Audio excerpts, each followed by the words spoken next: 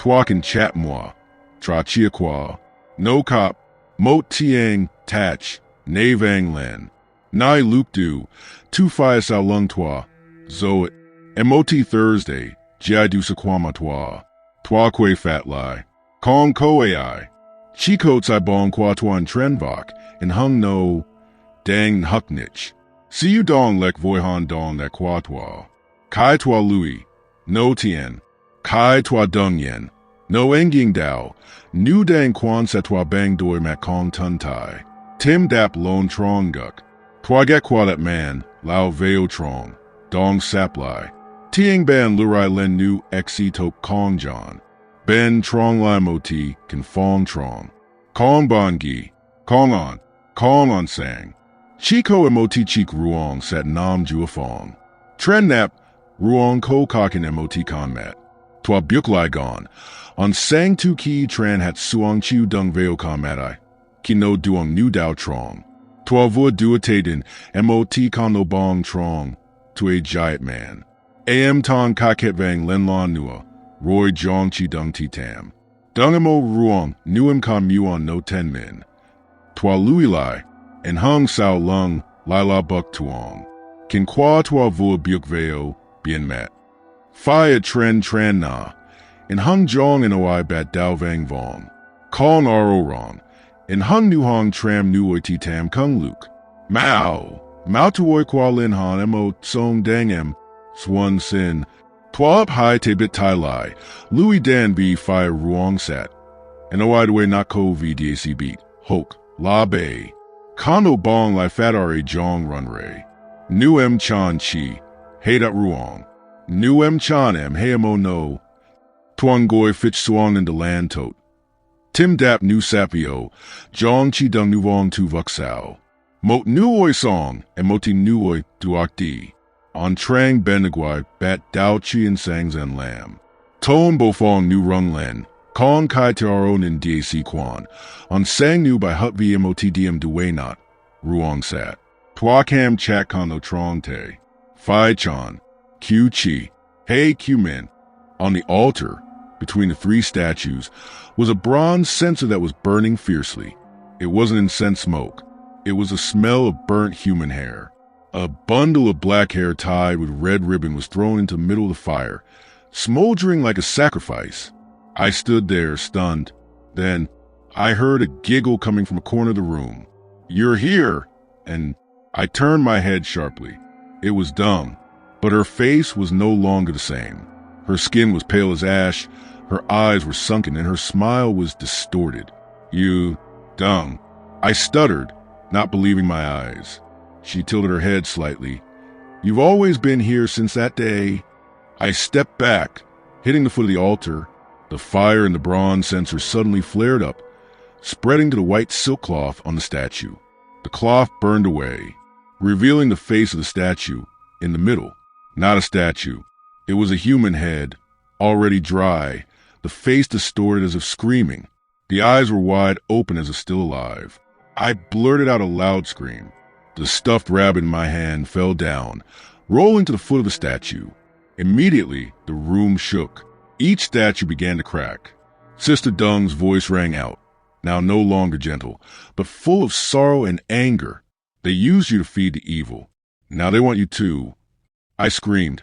"How can I escape?" A white light flashed in the middle of the room.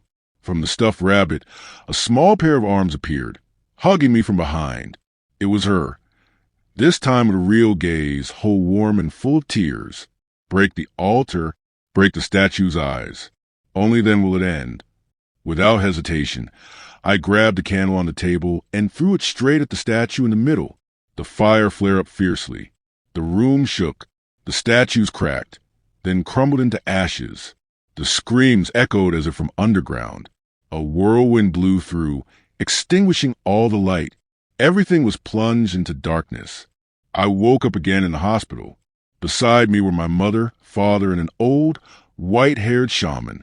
"You have broken the evil seal," he said, his voice hoarse. "But there is still a part of your soul that is trapped. If you want to save her, you will have to go deeper into that world. But only if you are truly ready." I did not answer. I just lowered my head to look at the sewn-up stuffed rabbit placed beside the bed. At this moment, its eyes blinked slightly.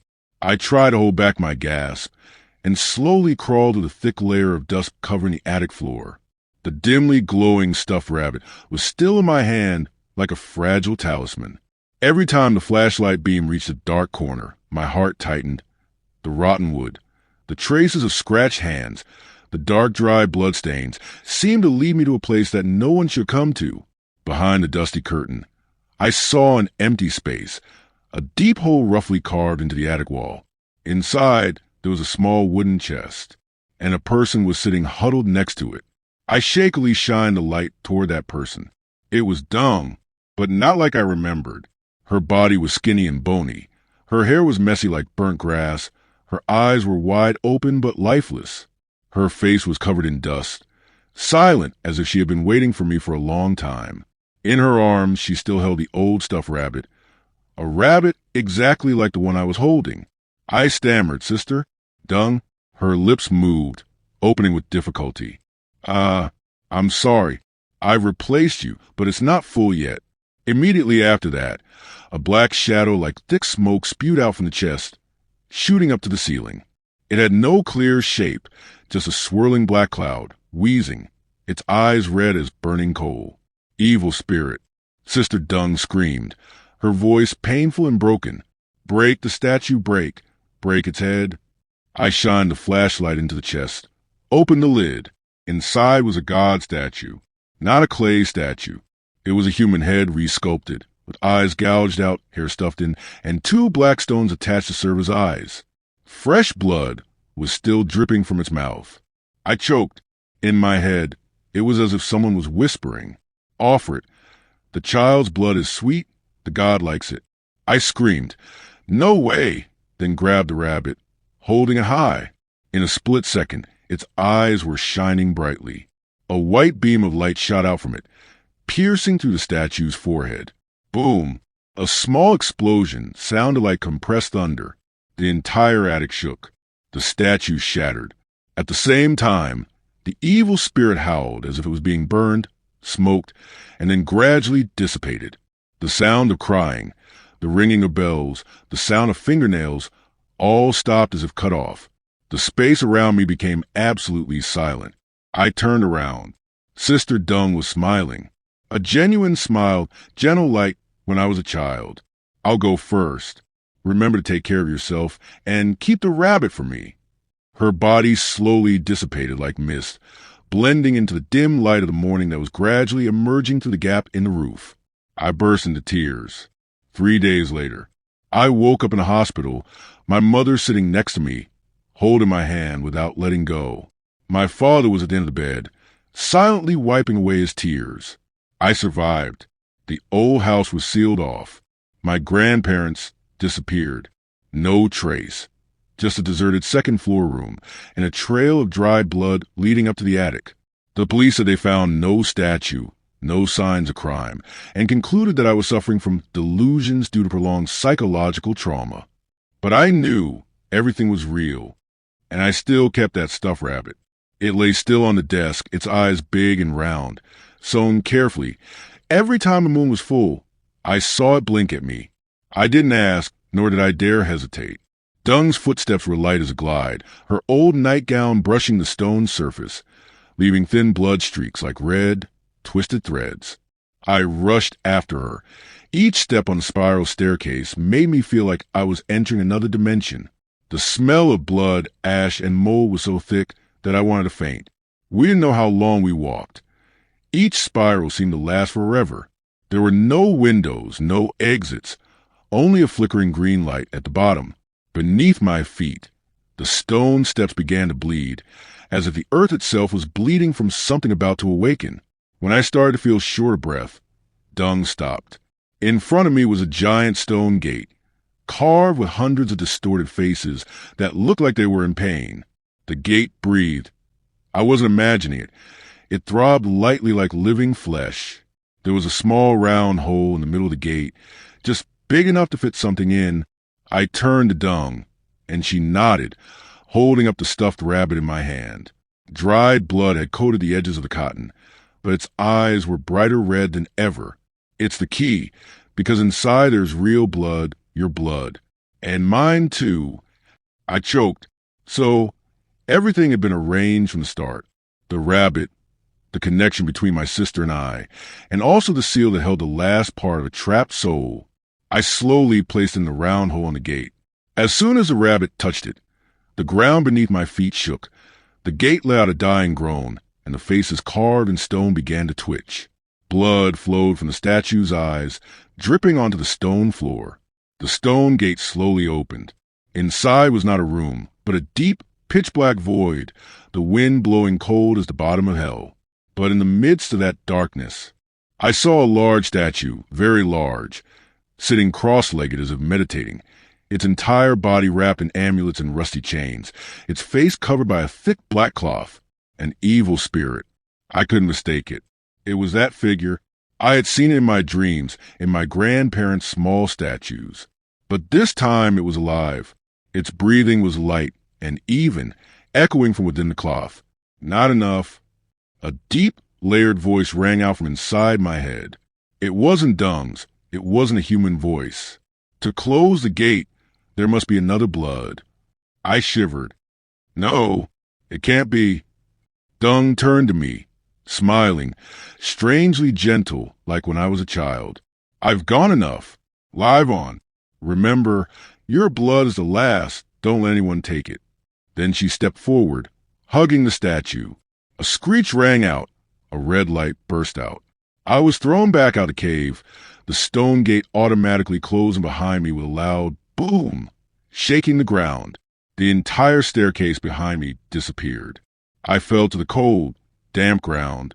There was nothing around me except the gray stone wall and the stuffed rabbit lying next to me, silent as if it had never woken up. I held it close to my chest and heard my heart pounding, still alive.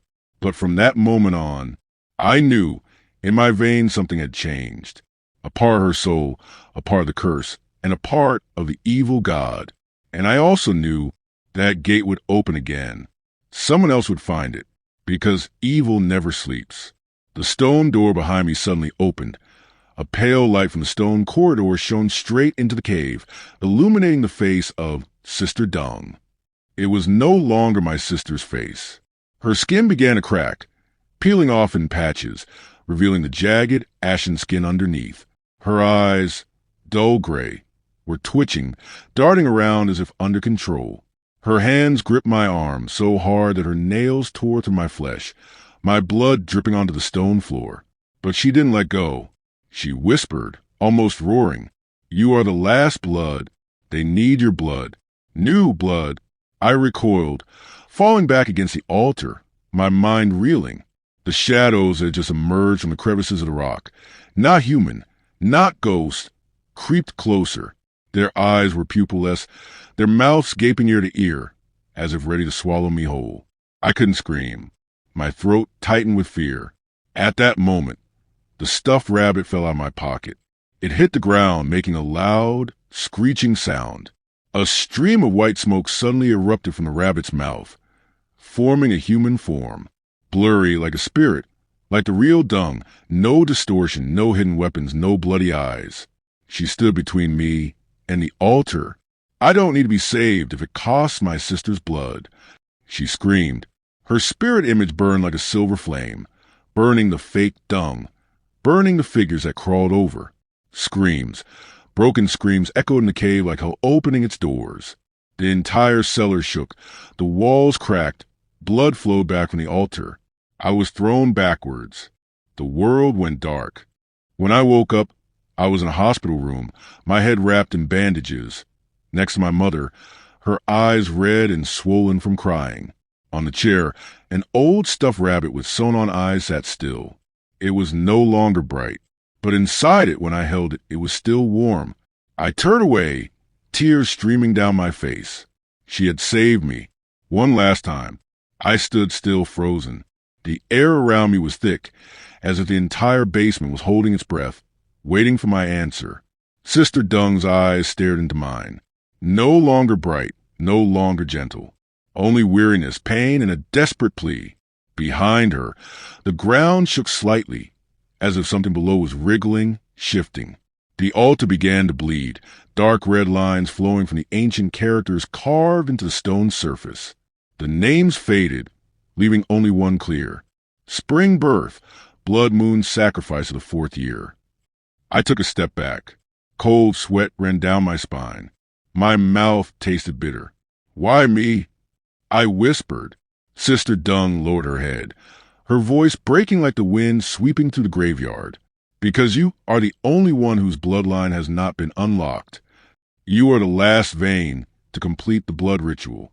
The day I disappeared, I didn't walk on my own. They offered me, and now they want you to offer the rest. I clenched my fists, biting my lips until they bled. My eyes darted around the cellar, trying to find something, anything, to fight this damn fate. Sister Dung slowly walked closer, holding out the stuffed rabbit. The rabbit, with one ear torn off, was bleeding. Not cotton, not cloth, but fresh blood, dripping onto her palm. I used it to keep my soul, she whispered. Now it's your turn to use your blood to open the gate, or help me close it forever. At that moment, from the cliff behind the altar, long, black hands like spider legs began to reach out, clawing at the air. A clay head, faceless, eyeless, began to emerge, the word offer carved on its forehead in dried blood. The chanting echoed throughout the cave, in a language I had never heard before. The sound made my head ache as if it had been slashed by a knife, my heart pounding out of rhythm. The altar glowed brightly with the color of black blood. I gasped. Sister Dung knelt down, holding my hand, her voice hoarse as if about to disappear. I won't force you. But if you choose to run, the gate will stay open forever, and everyone will die. Not just you. Not just me. I squeezed a rabbit in my hand. A soft voice rang out from inside the rotten cotton. Choose. Shen Sin, before your blood flows. I raised my head, looking deep into her eyes. I tiptoed past each wall covered with old photos, the faces of young women reflected in the blood moonlight, their eyes moving with each step I took. A slight screech came from the ceiling, as if someone was crawling right above my head. I clenched the copper key in my hand. The smell of cold iron blood, the smell of ashes, and the smell of burnt hair mixed together so strongly that I felt nauseous. My hand still had a red mark from when I held the stuffed rabbit. The wooden door at the end of the hallway appeared. It was so old that the hinges were rusty and ready to fall off at any moment. At the foot of the door, there was a streak of fresh blood, as if it had dripped down less than a minute ago. I bit my lip, inserted the key. It fitted. A light click sounded. Just then, from behind me, whoosh, something brushed my cheek. I spun around. No one. Only my shadow was on the wall, but it was moving. The movement was out of sync with my actual actions. When I retreated, it advanced. When I stood still, it tilted its head, as if observing me with non-existent eyes. My heart was pounding in my chest. I pushed the door open with all my might, rushed in, and slammed it shut. The screeching of the hinges seemed to tear the space apart. Inside was an empty room. No tables or chairs. No pictures. No light. Only an iron chest in the middle of the room. On the lid was an eye carved. I stepped closer. The light from the ceiling fell right on the eye, making it seem to roll around. I was about to open it when the stuffed rabbit in my pocket jerked. The creaking sound rang out again. Then Dung's voice whispered, "Don't open the chest, if you still want to remember your name." I stepped back, but behind me was the wall. The door I had just entered disappeared. Up on the ceiling, voices began to echo, not clearly, but like hundreds of people whispering at the same time. Blood, fresh blood, lock the soul, open the gate, offer you, spring birth. I covered my ears with both hands, retreating toward the iron chest, the only place that seemed special or a trap. The stuffed rabbit made a trembling voice again. If you choose me, burn the chest. If you choose me, open it. I sat down on the cold stone floor, my heart pounding as if it was about to burst. Dung's voice seemed to echo from the abyss. One lives, one goes. The moonlight outside began to turn blue. The entire room seemed to vibrate. The air became thick. The light seemed to be drawn to a single point, the iron chest. I held the rabbit tightly in my hand. I had to choose. Save her or save myself. I read that passage over and over again, my heart freezing. The words seemed to come alive on the page, blurred, writhing as if blood were seeping through each fiber. I turned my head to look at the clock, 12:39. Only 21 minutes left. I pulled the pillow back, placed the stuffed rabbit neatly under my head, and adjusted my hands as instructed, 2 hands on top of each other on my chest. The room was cold. The wind whistled softly through the cracks in the windows, even though they were all closed. The smell of blood from the basement still lingered in the air, mixed with a strange scent of incense and moss smoke from the wooden statue of my grandparents. I closed my eyes. 1 minute, 2 minutes, 3 minutes. I tried not to think, but then knock, knock, knock. A light tapping sounded at the head of the bed. I didn't move. The diary's instructions were still clear in my head. Even if you hear a knock, don't answer. A cold breath blew down my cheek. It felt like someone was sitting on the edge of the bed. I gritted my teeth and started counting in my head. 1, 2, 3.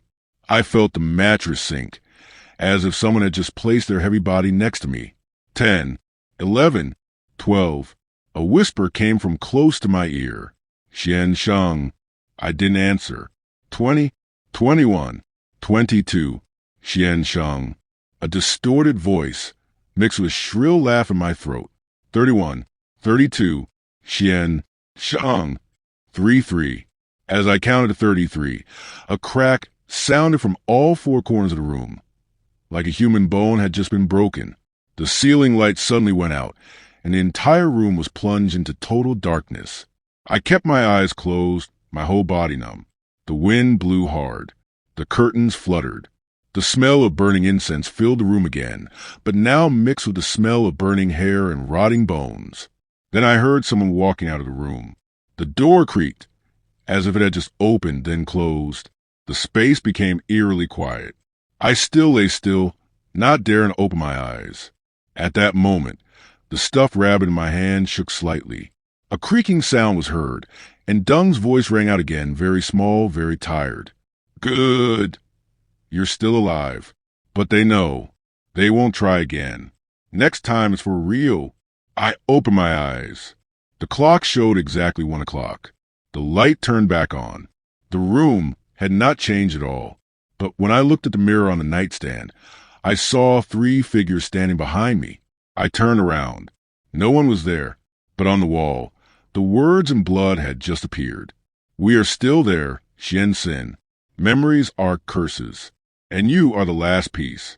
Keeping memories? What did that mean? Had everyone else, including Mom, forgotten about my sister? I didn't have much time to think. I pulled the covers up, following each step. Rest your head on the stuffed rabbit. Place both hands on your chest. Close your eyes. The ticking of the clock echoed in the room like a teasing lullaby. Tick, tick, then click. I heard the door open again, but I had clearly locked it. There was a sound of slippers dragging on the wooden floor, slowly approaching. A person was sitting on the edge of the bed. The mattress sank. A cold breath blew into my ear. A whisper rang out, as if from the bottom of a grave. Xian Xin. I clenched my teeth, not answering. Xian Xin. I clenched my lips, closing my eyes tightly. Xian Xin. By the 3rd time, I thought the blood in my body had stopped flowing. I tensed my whole body and began to count silently in my head. 1, 2, 3. The room suddenly became silent. No breathing, no sound. The pressure disappeared as if it had never existed. I continued counting. 32, 33. A very faint rustling sound rang out, as if someone had just been dragged to the floor. I didn't dare to open my eyes, didn't dare to move. A cold piece of paper slid silently down from the edge of the bed, touching my wrist. I gently pulled my hand back, waiting a few more minutes before daring to open my eyes. I took the piece of paper, her trembling handwriting. Tonight I've passed, but the real test begins after an hour. The second floor staircase will open again, but this time it won't be me. Below the words, there's a scribble, a locked room, with 3 figures waiting outside. A tiny person is locked inside, holding a stuffed rabbit. My grandfather glances at me, his eyes shining like a predator that has found its prey vulnerable. The crunching sound of my grandmother's chewing is savage. Crimson blood stains her teeth, then slowly flows down her thin, dry throat. I turn away, my throat constricting, my insides feeling as if someone is tearing at them. As soon as the cloth falls, I immediately see myself in the mirror. But it's not me. What is reflected in the mirror is another version of me. Longer hair, pale skin, deep set, pupil-less black eyes. It looks straight at me and smiles. I take a step back. But the figure in the mirror did not retreat. It advanced. Its movements did not match mine. It reached out and touched the surface of the mirror, then scratched it hard, kenning, making the glass crack like a spider web. Behind me, a very faint rustling sound rang out. I turned around. A tunnel had just opened from the wall, the brick wall retreating as if there was a hidden mechanism inside. On the other side was a narrow, dark tunnel, leading to a rotten wooden door, engraved with ancient characters in dried blood. I gritted my teeth and stepped inside, following the trail of blood on the ground. Because we understood one thing. There are things that only appear late at night. There are sellers who don't need money. And there are transactions that only happen once. If you buy the wrong thing, the price you have to pay is something you don't expect. Just a few steps. I saw a small stone room filled with strange wooden statues. Headless statues, statues with many eyes, smiling statues with bloody teeth.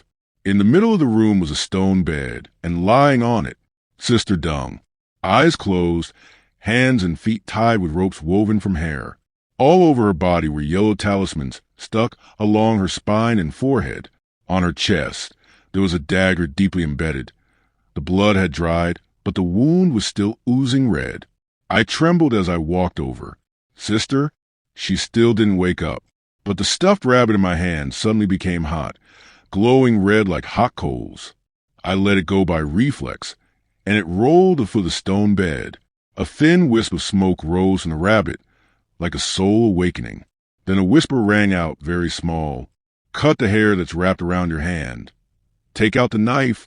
Your blood will open the last door. I shakily lifted the knife. As soon as I pulled out of Dung's chest, her eyes opened wide, white. No! She screamed, her voice overlapping, as loud as 100 people screaming together. You can't open it. I backed away, panicked. The knife in my hand was hot. My blood throbbed every now and then. But from behind the stone door at the end of the cave, the sound of bare feet was echoing, dragging, heavy, cold. Grandma's voice. Sin, what are you doing down there? Go ahead. Save your sister, or let her go instead. I turned to Dung, tears streaming down her face, mixed with blood, and begged. Don't trust him. You have to burn the rabbit. You have to break the spell. You have to. Another voice rang out, this time whispering close to my ear, from inside my head. You know too much already. Xian Sin. Now there's only one role to play. Clank. The stone door swung open. Blood-red light flooded in. A tall, dark figure stood in the doorway, and 2 deep, hollow eye sockets were staring straight at me. There was only me and the empty room. I trembled and stepped back, my eyes still glued to the wall that had just swallowed the exit. The whole house seemed to have changed. There was no sound of wind, footsteps, or any sound other than my pounding heart. A very light smell wafted by, the smell of burnt hair and ashes. I turned around abruptly. In the middle of the living room now stood a small wooden table, covered with a red cloth. An object lay in the middle of the table, a stuffed rabbit. It was back, but not like before. The rabbit's eyes were no longer red, but jet black, not reflecting light. In the rabbit's mouth, still sewn with black thread, was a new piece of paper pressed tightly. My hand trembled as I pulled it out. The words on the paper were written in very thin ink strokes, almost etched into the leather. Every time you break the rules, the house closes another real door. You are gradually running in circles. To escape, remember the correct order. Mirror, blood, lock, sleep, forget. I read it over and over, but each word was like an unsolvable puzzle. Mirror? Blood? Lock? I had been through it all, but in what order? Suddenly, the sound of running footsteps echoed from the ceiling. The footsteps were chaotic, panicked, hitting the rotten wooden boards. Boom! Boom! Swoosh! A girl's voice screamed, full of pain and sobbing. Don't let them take me. Don't let them touch me. I recognized the voice. It was me. I, or some version of me, was struggling upstairs, being dragged away. I rushed to the stairs, but this time there was nothing, just a smooth, bare, silent wall. The footsteps stopped. A moment later, a whisper sounded right behind me. You were already up there. Why did you come back? I turned around. Grandma, standing right there, very close, in white, her hands behind her back. Her eyes were black as wet coal, her lips pressed tightly together as if she was trying to suppress a smile. I backed away, hitting the edge of the table. You aren't you? Yeah. You haven't been the same since the day you took us to the market and came back alone. I hissed. I'll quit. I won't play anymore. Grandma tilted her head. But you're winning the game. There's only one round left. Saying that, she held out her hand. In her hand was a wooden mask, a demon's face, half smiling, with a crack on the forehead like a half-closed eye. Put it on. You'll understand everything. I looked at the mask, and my heart skipped a beat. I remembered it. I had worn it before, more than once. I wasn't the first survivor. I was the one who initiated the ritual. I had forgotten myself. That's why I couldn't let things end like that. A month after being discharged from the hospital, I returned to Binlu village. No one advised me to go, but no one understood enough to stop me. In their minds, the place was a dead land, erased from the map, erased from the collective memory, like a cruel cleansing. But to me, it was a promise. The road leading into the village was now overgrown with weeds. The houses were dilapidated, abandoned, with only rotten window frames and moss-covered walls remaining.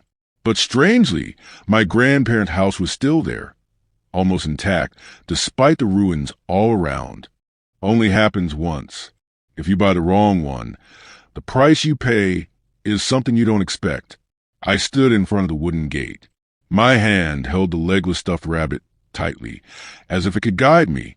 There was no key, but the door was unlocked. As soon as I stepped into the yard, the smell of incense and burnt hair hit me again. Just like that year, I wasn't afraid anymore. Or rather, the fear in me was now replaced by a clear and decisive feeling. I was here to end it all. I went straight to the second floor. Still the portraits. But this time, my picture appeared too, right next to Dung. I smiled faintly. I know, I said softly, but I won't die here. I opened the attic door. It was easier than I thought. On the attic floor, the wooden demon mask lay there as if waiting. But this time, I didn't hit it, nor did I avoid it.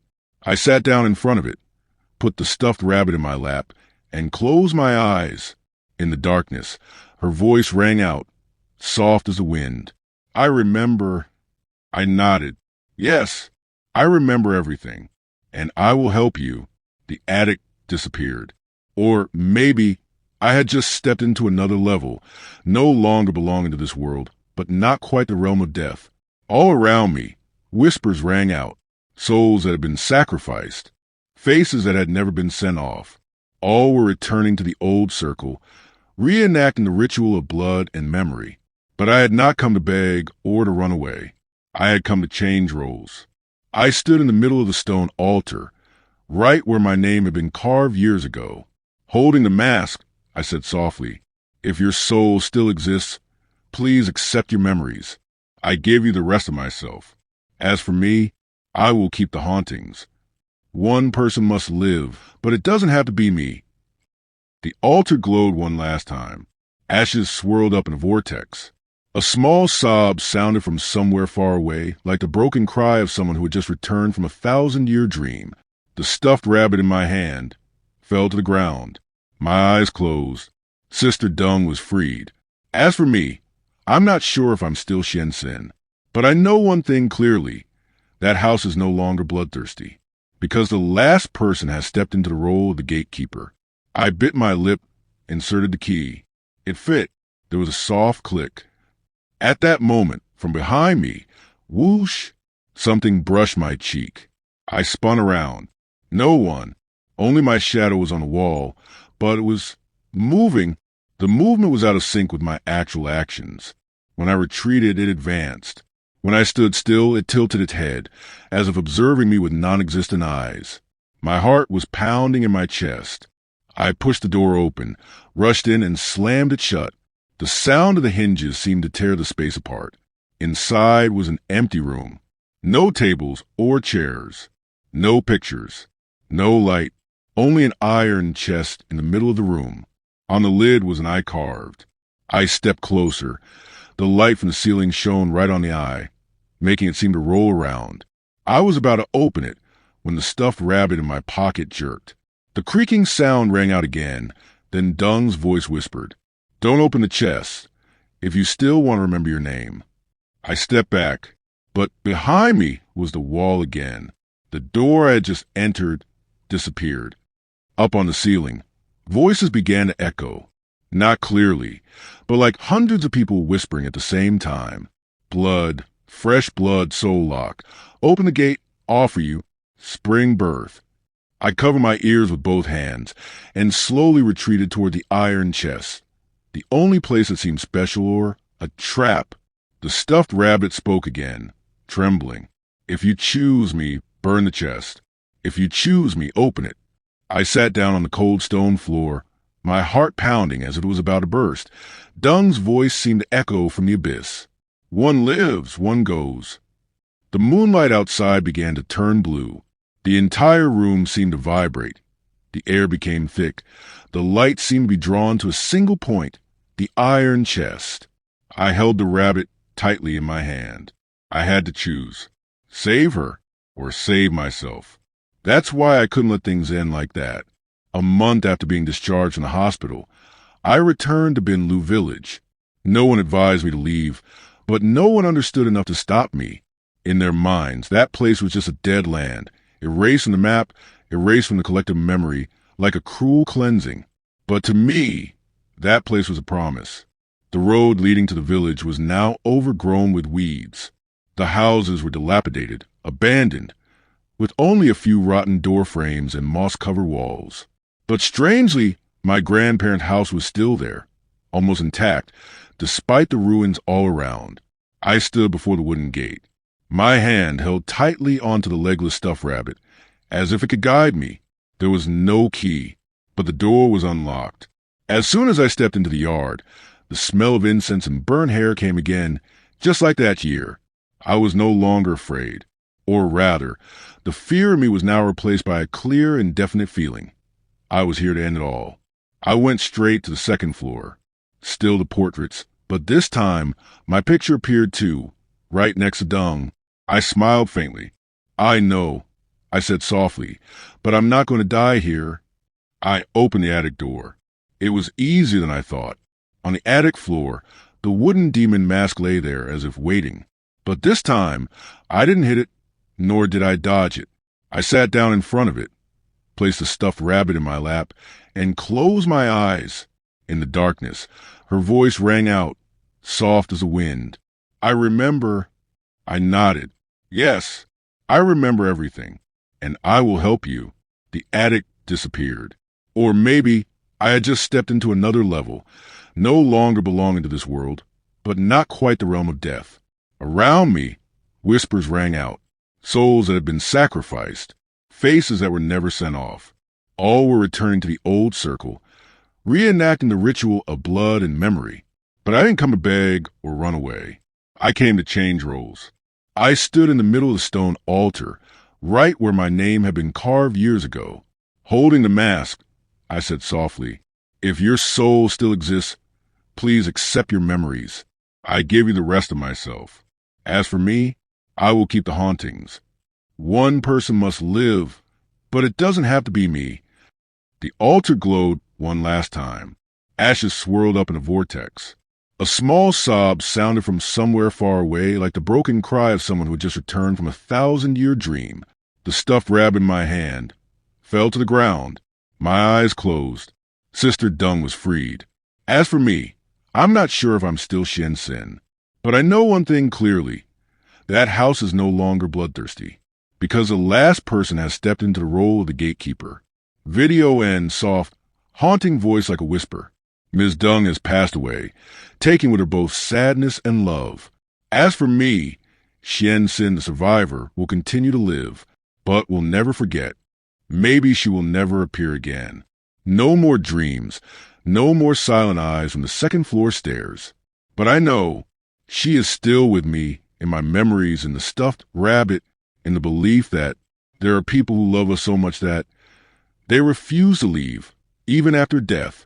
If one day you accidentally enter a strange house, pay attention to how many floors it has. And if you hear a soft call from behind the door, under the bed, or in the closet, don't answer. I wish you a peaceful night's sleep. And if you dream of lavender fields. Hello, and see you in the next video.